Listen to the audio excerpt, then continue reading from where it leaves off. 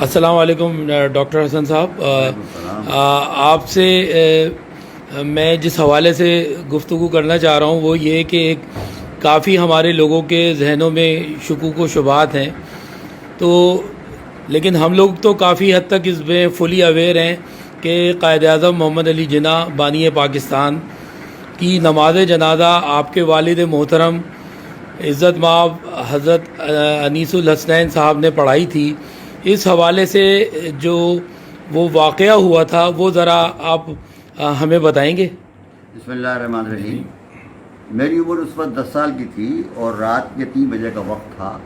میں اپنے گھر کے پہلی منزل کے برانڈے میں سو رہا تھا، تو نیچے سے دروازے پر کسی نے بہت زیادہ ڈنڈے مارے اور بہت بڑی سخت آہٹ ہوئی۔ گھبرا کر میں اٹھا تو میں نے اوپر سے نیچے دیکھا، چاندنی رات تھی۔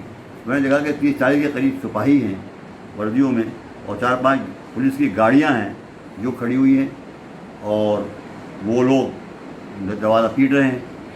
تو میں گھبرا بھی گیا۔ میں نے پوچھا بھائی آپ کیوں آئے ہیں، کیا کام ہے آپ کو، یہاں کس سے ملنا ہے؟ تو انہوں نے مجھ سے کہا کہ ہمیں مولانا انیس الحسنین صاحب سے ملنا ہے۔ میں نے کہا یہ تو رات کے 3 بجے کا وقت ہے اور وہ آرام فرما رہے ہیں، یہ تو ملنے کا وقت نہیں ہے۔ تو انہوں نے مجھ سے کہا کہ دیکھیے ہم محترمہ فاطمہ جناح کے بھیجے ہوئے آئے ہیں، قائد اعظم محمد علی جناح کا انتقال ہو گیا ہے، اور محترمہ کا یہ حکم ہے کہ مولانا انیس الحسنین جو شیعہ عالم ہیں، سمت الاسلام اور ایس ایم کالج کے پروفیسر ہیں، وہ ان کا غسل بھی کروائیں اور نماز بھی پڑھوائیں۔ انہی کی نگرانی میں تمام جو ہیں یہ رسومات تدفین کی جو ہیں انجام دی جائیں۔ تو ہم ان کو لینے کے لیے آئے۔ واہ! تو پھر میں نے والد صاحب کو اٹھایا، ان کو بتایا، وہ بھی بڑے پریشان ہوئے۔ انہوں نے اوپر سے پوچھا، وہ پولیس کے افسر نے یہی کہا، تو پھر وہ تیار ہوئے اور وہ گئے۔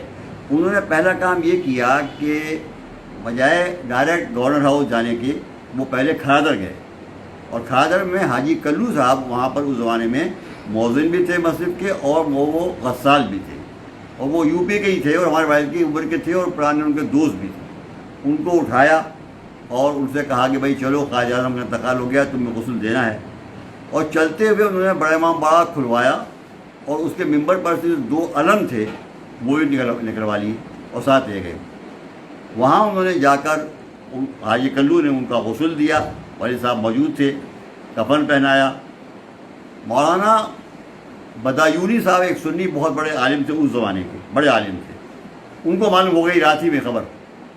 وہ پہنچ گئے 4 بجے، اور انہوں نے آ کر یہ کہا کہ صاحب یہ تو ہمارا کام ہے، آپ ہمیں دے ذمہ داری، آپ نے ان کو شیعہ عالم کو کیسے ذمہ داری دی؟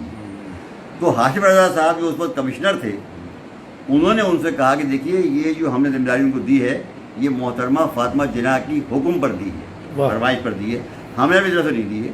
ان کی یہ فرمائش ہے کہ مولانا صاحب انیس الحسین صاحب قبلہ شیعہ عالم جو ہیں وہ ان کو غسل دلوائیں، کفن پہنوائیں، نماز پڑھائیں، اور تلقین اور تمام جو تدفین کے اعمال ہیں وہ انجام دیں۔ تو اول تو وہ ناراض ہوئے کافی، مگر اس کے بعد جب فاطمہ جناح صاحب کا انہوں نے حوالہ دیا تو ظاہر کچھ نہیں کر سکتے تھے، اور ہاشم رضا صاحب خود کمشنر تھے کراچی کے، ان کا مقابلہ کرنا تو آسان نہیں تھا، لہٰذا وہ واپس چلے گئے ناراض ہو کر۔ بالآخر وہ والد صاحب نے غسل و کفن کرایا، اور گورنر ہاؤس کے اندر صبح کو 9 بجے تمام ممالک کے جو سفیر سفراء اس وقت تھے وہ، اور تمام وزراء، خواجہ نظام الدین، عبدالرب نشتر، لیاقت علی خان صاحب مرحوم شہید، یہ تمام جتنے بھی عملہ تھا سب تقریباً کے قریب 1000 آدمی تھے لان میں، جنہوں نے میرے والد کے پیچھے نماز پڑھی قائد اعظم کی۔ یہ پہلی نماز تھی۔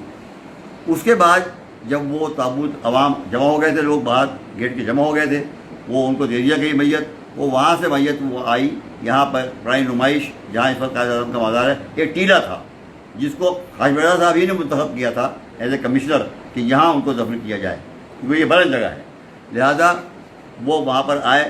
وہاں پر اس وقت جو سنی عالم بہت بڑے تھے وہ شیخ الاسلام شبیر احمد عثمانی تھے، جن کو سعودی عرب نے اس وقت شیخ الاسلام کا لقب دیا تھا، وہ وہاں کھڑے تھے۔ انہوں نے وہاں نماز پڑھائی سارے مجمع میں سنی طریقے سے، ان کی نماز دوسری نماز ہوئی ہے۔ اور میرے والد نے یہ کیا کہ وہ جو علم لائے تھے 2 وہ ان کے تابوت پہ باندھ دیے دونوں طرف، تو ताबूत में जहाँ भी फोटो आप उनका देखेंगे कायद आलम का, आप उसमें 2 अलग सबूत देखेंगे साथ में उनके जो लगे हुए हैं, जो इस बात की सबूत है कि ये शिया है, क्योंकि कोई सुन्नी जो है वो अपने ताबूत पर अब्बास का आलम लगाना गवारा नहीं कर सकता। तो ये इसी बात से उन्होंने ये काम किया था कि ताकि ये बात साबित सबूत हो जाए कि ये शिया हैं और फातिमा जिन्ना की ही इजाज़त से ये हुआ है। ज़ाहिर है कि वही उस वक्त वारिस थी, तो वो आलम लगे हुए हैं। अभी तक जो फ़ोटो आपको अवेलेबल है वो बकौल हमारे आपके कि वो उसमें वो ये फ़ोटो मौजूद है, और आप इसमें लगा दीजिएगा फ़ोटो इस बयान में मेरे लगा दीजिएगा, जिसके अंदर आलम लगे हुए हैं। फिर वो तलकीन पढ़ाई हमारे वालिद ने शिया तरीके से उनकी, और उसके बाद उनके हाजी कल्लू ने उनका बाजू को हिलाया नीचे कब्र में लेट उतर कर, और इस तरह से उनकी तदफीन हुई शिया तरीके से। और ये बात मुसल्लम है, इसको अबुल हसन इस्फ़हानी साहब ने अपनी किताब में भी लिखा है, हाशिम रज़ा साहब ने अपने बयान में इसको बयान किया है, और अनवार कुम में मेरे वालिद का पूरा बयान जो है वो छपा हुआ है। अनवार कुम किताब जो है जो हमारे हसन दादा सगीर जनाब सगीर हजरत साहब ने लिखी थी, वो शजरा है, उसमें हमारे वालिद साहब का पूरा बयान मौजूद है, जिसमें ये पूरा वाक़या बयान किया गया है जो मैंने बयान किया आपके सामने। और उन्होंने उसमें तस्दीक की है कि मैंने ही नमाज़ पढ़ाई है, उन्होंने मेरे वालिद ने फरमाया है। और तमाम सुफरा और तमाम वज़रा और तमाम कैबिनेट के मेम्बरान और तमाम जो खवास थे, उन सब ने गवर्नर हाउस के लान में उनके पीछे नमाज़ पढ़ी, जो पहली नमाज थी कायद आज़म की।